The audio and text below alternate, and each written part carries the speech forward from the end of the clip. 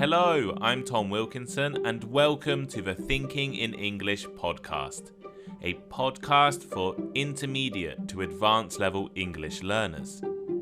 The French Revolution was one of the most influential events in modern human history. Today, let's talk about the causes, events, and consequences of the revolution, all while learning some useful English vocabulary. You can find the full transcript of today's episode over on the Thinking in English blog. Head over to my Instagram page, Thinking in English Podcast, for more content, and leave a like, rating, or review wherever you are listening right now. Here is today's vocabulary list. As always, the written list is available in the description of the podcast or on my blog, thinkinginenglish.blog. Revolution. Revolution. A change in the way a country is governed, usually to a different political system and often using violence or war. For example, the country seems to be heading towards revolution. Republic. Republic. A country without a king or queen, usually governed by elected representatives and a president, such as San Marino in Europe is considered the oldest republic in the world. Noble. Noble. Belonging to a high social rank in society, especially by birth. As in, he was born into a famous noble family. To culminate. To culminate. If an event or series of events culminates in something, it ends with it, having developed until it reaches this point. As in, their many years of research have finally culminated in a cure for the disease. The Enlightenment. The Enlightenment. The period in the 18th century in Europe when many people began to emphasize the importance of science and reason. For example, Jean-Jacques Rousseau was one of the greatest Enlightenment thinkers. Treason. Treason. The crime of showing no loyalty to your country. For example, in 1606, Guy Fawkes was executed for treason. Feudalism. Feudalism. The social and land-owning system of Western Europe in the Middle Ages, in which people served noble families and in exchange were supported and given land. For instance, capitalism replaced feudalism in Western Europe during the 18th and 19th centuries. Fraternity. Fraternity. A feeling of friendship and support. For example, the Olympics have become a way to promote fraternity between nations.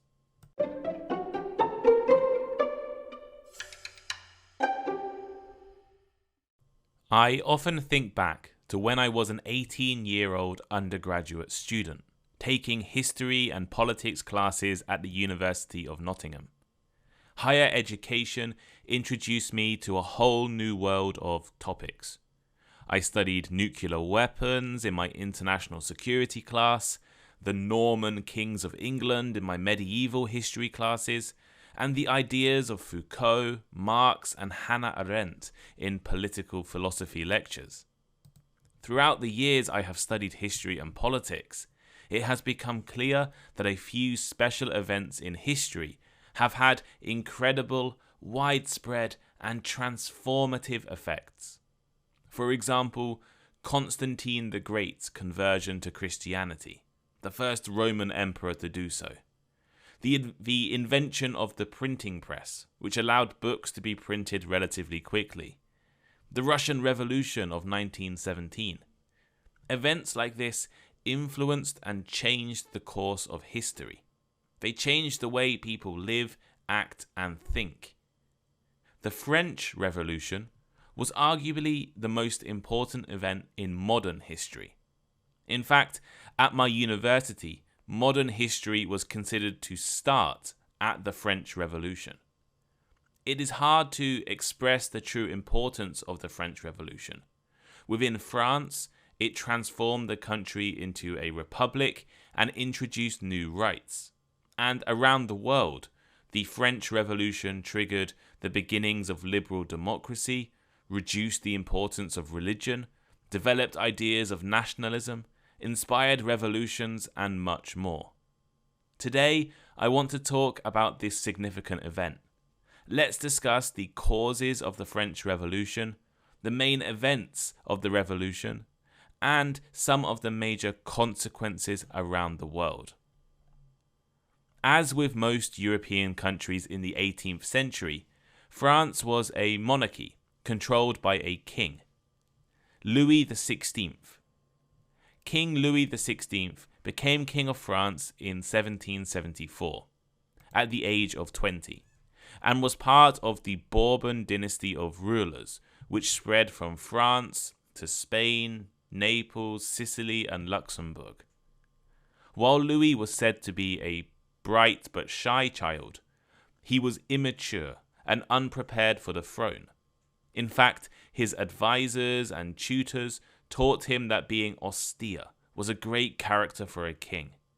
And as a result, Louis was often indecisive. He couldn't make a decision. France was struggling economically. They had spent a lot supporting the Americans in their war of independence from Britain. Rather than raising taxes to do this, King Louis decided to take out international loans to support the Americans and fund his other policies. France's national debt was incredibly high, and years of drought, poor harvests, and high bread prices spread discontent throughout the country. In 1786, the king and his advisors finally decided on a series of financial reforms, including a new tax that would apply to all citizens, including the aristocracy and noble families. To get support for these policies, King Louis summoned the Estates General for the first time since 1614.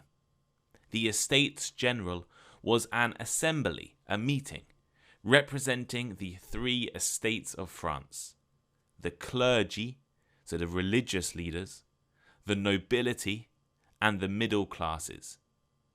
The meeting was set for May 5th, 1789, and representatives were sent to gather the opinions of each group. However, France had changed a lot since the previous meeting of the Estates General in 1614. The middle classes were now 98% of the population, but they would only get 33% of votes during the meeting. And the noble families would be able to veto any policy they didn't like. Known as the Third Estate, this middle-class group wanted to reform the entire voting system and introduce financial and political reforms. By the time of the Estates General meeting, the three groups were openly hostile to each other, and the Third Estate had given themselves the title National Assembly. The Third Estate also made the tennis court oath, so called because they were meeting on a tennis court, and they promised they would not leave the meetings until they had achieved their goals of a new constitution. On June 12th, violence broke out in Paris. Parisians were not happy that there was rumours of a military coup. They were happy that the royal family's influence was being challenged, but the military coup scared people. The violence culminated on July 14th, when the Bastille fortress was stormed by protesters trying to get weapons and gunpowder. The revolutionary feeling was now being experienced across the whole country. French peasants looted and burned the houses of local nobles and landlords. The Great Fear, as it became known, pushed the French nobles to flee the country. They were terrified of attacks by the French peasantry. On August 4th, 1789, feudalism was officially abolished in France. Feudalism was the old economic system which tied peasants to landowners. In August 1789, the Declaration of the Rights of Man and of the Citizen was adopted in France. This document was full of democratic ideas, and ideas inspired by great Enlightenment thinkers like Jean-Jacques Rousseau. France's old system of nobility and aristocracy was to be replaced with a new system, and this system would be based on ideas including freedom of speech, representative government, and the right to vote. It took 2 years to write the formal constitution of France, and the National Assembly struggled with difficult problems. What would the new government look like? What to do about the Catholic Church? What role would be given to the king and the royal family? A moderate constitution was made and adopted on September 3rd, 1791. And this was France's first ever written constitution, and turned France into a constitutional monarchy. However, the fact that the king would still be able to appoint government officials and veto decisions frustrated more radical French people, like Maximilien de Robespierre. Robespierre founded the extremist group known as the Jacobins, who arrested the king on August 10th, 1792. Hundreds of people, assumed to be counter-revolutionary, so against the French Revolution, were killed by protesters, and the movement openly supported France to become a republic, and for the monarchy to be abolished. On January 21st, 1793, King Louis XVI was sentenced to death for high treason. He was executed by guillotine, and his wife, Marie Antoinette, was executed by the same method later in the year. After the execution of the king, France entered what was known as the Reign of Terror. Robespierre and the Jacobins created a new calendar, abolished Christianity, and killed thousands of their enemies. Over 17,000 people were executed during the Reign of Terror.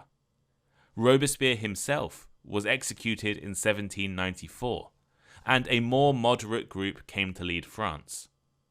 After more years of financial crises and inefficiency, the French Revolution ended with the rise of Napoleon Bonaparte, a military leader who ushered in France's Napoleonic era. So, the French Revolution was a violent and erratic attempt to create a new society. And although it ended with the rise of Napoleon Bonaparte, the revolution has had major consequences that continue to influence society today. One of the most obvious consequences is that the revolution ended France's centuries of monarchy. The House of Bourbon had ruled France for 400 years, but was replaced with a republican form of government. The Royal Guard was also replaced with a National Guard. Although the Bourbon family did take control of France again for a few years in the 19th century, the revolution established the idea of republicanism in France. France's economic system was also radically changed. Under the system of feudalism, French peasants were basically tied to and dependent on the noble family who owned their land. They had to pay large taxes to landowners and churches, but the French Revolution removed these. France became a land of small and independent farms after feudalism, and land was distributed. For centuries, the Catholic Church had had a very powerful role in France. It was the national religion, owned 10% of the land, and received 10% of people's income as a form of tax known as a tithe. The French Revolution almost destroyed the church. Priests and nuns were executed, the church's land was taken over by the government, and the taxes were abolished. While Napoleon did reintroduce the church in the early 19th century, the power and land of the Catholic Church was never returned. Outside of France, the revolution has also had consequences. Belgium, the Netherlands, Switzerland, and parts of modern-day Germany were invaded by the armies of the French Revolution. The French were frustrated that these countries were protecting the old French aristocracy who fled the country years earlier. The parts of Europe that were taken over by the French actually went on to experience higher levels of growth and development. The revolution had destroyed the old systems that protected nobility and religious officials. And nobility and religious officials are groups that often oppose change and innovation. So, in places touched by the revolution, the barriers to innovation decreased, allowing for economic change and development. The French Revolution also inspired revolutions in other places. One of the most famous examples was the Haitian Revolution. News of the French Revolution inspired the slaves of Haiti, at the time a French colony, to revolt and take over the land. After years of war, the Haitian Revolution ended in Haiti's independence in 1804. In fact, the revolution was the only instance of slaves revolting and founding a country ruled by the former captives. Other revolutions that were also directly or indirectly inspired by the French Revolution include the Irish Rebellion of 1798, the Sicilian Revolution of 1848, the First Italian War of Independence, the independence movements in Latin America, and the 1848 Revolution in Italy. The problems in France were not unique, and they affected other countries around the world. And all of those revolutions were in some way influenced. Perhaps the most important and long-term consequence of the French Revolution was its consequences on the history of ideas. In fact, the term ideology was first used during the French Revolution. Ideologies are sets of ideas and perspectives on the way to organize social and political life, and they were born out of the French Revolution. Monarchy was no longer accepted as the only form of government, and people had different ideas on how to organize their societies. Even within France, there was a great deal of different opinions and ideas. I've talked about nationalism before in earlier episodes, but did you know that modern nationalism developed from the ideas of the French Revolution? Nationalism is an ideology that promotes loyalty and love of one's country. The French Revolution turned France into one of the first modern nation-states in Europe, a country where the people were loyal to the nation instead of the king. This ideology was spread around Europe, and nationalism has become a major political theme, even today. The French Revolution had the slogan liberty, equality, fraternity. The aristocracy was overthrown, and all men were given the democratic right to vote. This is the base of the ideology of liberalism. The Declaration of the Rights of Man and of the Citizen, which I mentioned earlier, is considered one of the foundational documents of liberalism. And while the ideologies of communism and socialism became prominent around a century after the French Revolution, these ideologies were developed in the intellectual environment created by the French Revolution.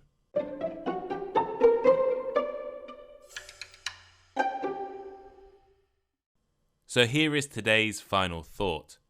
The French Revolution was one of the most important events in modern history. It ended the reign of France's royal family, it changed the economic system in France, it inspired revolutions around the world, and it gave birth to some of the most influential ideas and ideologies of the 20th century. Considering the importance of this event, I thought it would be useful and interesting to introduce and discuss the history of the French Revolution. What do you think? What do you think is the most important consequence of the French Revolution? What are some other incredibly influential historical events? Let me know in the comments on the Thinking in English blog, the comments on Spotify, or send me a message on Instagram. Talking of Instagram, make sure you're following me over there, Thinking in English podcast. It's one of the best ways to communicate with me, and I also post different reels and posts giving information about news and language history. And quite often I put things from my personal life as well. For example, when I go for a walk, I take a picture of the nice scenery. So if you'd like to see what it's like to be Tom in Tokyo, you can have a look at Thinking in English podcast. And if you love listening to Thinking in English, please consider subscribing to the Patreon, Thinking in English Patreon. It's the best way to support Thinking in English. By far the best way. You're helping me to pay for blog fees, pay for new equipment to record better podcasts, to pay for editing software, subscriptions to different magazines and services and design software. It's not free to run a podcast, but for the first 2 years, I didn't make any money doing it. And now the Patreon offers a way for you to help support me. And in return, you can have conversation clubs every Tuesday. We do them at 12 p.m. UK time and 6 p.m. UK time, which is 8 p.m. Japan time and 2 a.m. Japan time on Tuesdays, right? So you have to work out your own time zones, but there should be a time for most people.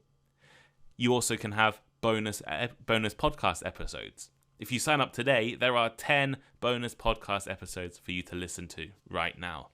And one-on-one conversations with myself. And in the future, discounted English lessons with myself and some of the other Thinking in English, some of my friends who help with Thinking in English as well. So please consider supporting me on Patreon. But if you don't have the money, don't worry. All you need to do is leave a like, a review, or a rating wherever you are listening right now, and that is probably the best way, the second best way to support me, because I want to be the most liked, the most followed English learner podcast in the world. Because I'm not a big company. I'm not the BBC or the British Council. I'm just Tom, who sits in his very small bedroom in Tokyo and records these by himself. So I hope you all have a good evening, and I'll see you next time.